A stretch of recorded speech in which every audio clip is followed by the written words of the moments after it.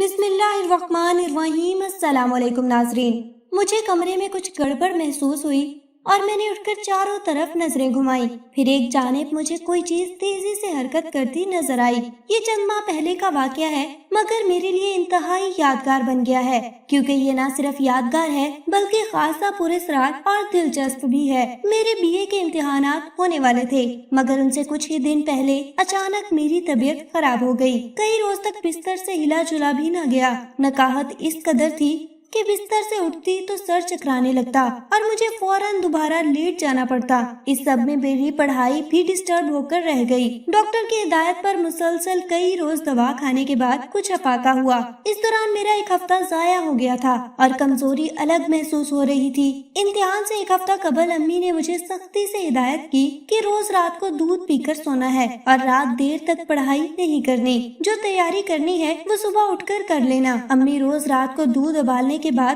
دودھ والی گڑوی میرے کمرے میں ہی رکھ دیتی تھی تاکہ ذرا ٹھنڈا ہونے پر میں اس میں سے ایک گلاس نکال کر پی لوں اور باقی دودھ فریج میں رکھ دوں۔ چنانچہ میں ایسا ہی کرتی۔ یہ 2 روز بعد کی بات ہے۔ میں پڑھائی ختم کرنے کے بعد اٹھی، دودھ والی گڑوی سے دودھ نکال کر گلاس میں ڈالا اور خود پینے کے بعد یہ سوچ کر لیٹ گئی کہ ابھی دودھ گرم ہے، تھوڑی دیر بعد اسے فریج میں رکھ دوں گی۔ جانے کس وقت میری آنکھ لگ گئی اور میں گہری نیند سو گئی۔ رات کا جانے کون سا پہر تھا جب اچانک میری آنکھ کھلی۔ اچانک کسی برتن کے گرنے کی آواز سے آنکھ کھل گئی۔ مجھے کمرے میں کچھ گڑبڑ محسوس ہوئی اور میں نے اٹھ کر چاروں طرف نظریں گھمائی۔ پھر ایک جانب مجھے کوئی چیز تیزی سے حرکت کرتی نظر آئی، جسے دیکھ کر میری گھگی بند ہو گئی۔ چھوٹی سی کوئی چیز کمرے کے فرش پر تیزی سے اچھل رہی تھی اور اس کی حرکت سے برتن گرنے کی آواز پیدا ہو رہی تھی۔ اب میری نظریں نیم اندھیرے میں کچھ حد تک دیکھنے کے قابل ہو گئی تھی۔ اب جو میں نے غور سے دیکھا تو معلوم ہوا کہ کوئی سیاہ رنگ کی چیز دودھ والی گڑوی کو لے کر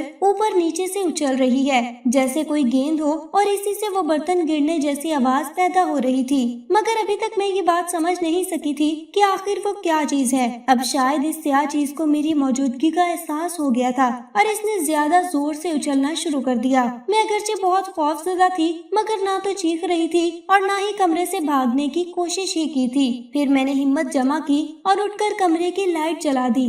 اب منظر واضح تھا، سو میں نے گڑوی کی طرف باغور دیکھا۔ اوہ، بے اختیار میرے منہ سے نکلا۔ سیاہ رنگ کی بلی گڑوی میں منہ پھنسائے بیٹھی تھی۔ اب چونکہ اس کا منہ گڑوی کے چھوٹے سے منہ میں پھنس کر رہ گیا تھا، اس لیے وہ اپنی جھنجھلاہٹ اچھل کود کر دکھا رہی تھی۔ کمرے میں ادھر ادھر سے اس کی بھاگ دوڑ ایک عجیب منظر پیش کر رہی تھی اور مجھے سمجھ نہیں آ رہی تھی کہ میں کیا کروں، بلی کی کوئی مدد کروں یا اسے پکڑوں۔ کچھ سمجھ نہیں آ رہی تھی۔ بلی اس قدر اشتعال میں تھی کہ اسے پکڑنا بھی ممکن نہ تھا۔ اس دوران میرے کمرے سے آوازیں سن کر امی اور بھائی بھی آ گئے۔ اب سب کے سامنے وہی منظر تھا جسے میں کئی منٹ سے دیکھ رہی تھی۔ کسی کو بھی میری طرح اس صورتحال کا حل سمجھ نہیں آ رہا تھا۔ پھر قدرت نے خود ہی اس کا حل نکال دیا۔ بھاگتی ہوئی بلی اچانک دیوار سے ٹکرائی اور پھر اس نے زور سے اپنے سر کو جھٹکا دیا۔ تبھی اس کا سر گڑوی سے نکل آیا۔ کچھ دیر کے لیے بلیک ٹھکی جیسے وہ بھی منظر دیکھ کر حیران ہوئی اور پھر اس نے ہم سب کو حیران کرتے ہوئے کمرے میں لگے کولر کی طرف دوڑ لگا دی،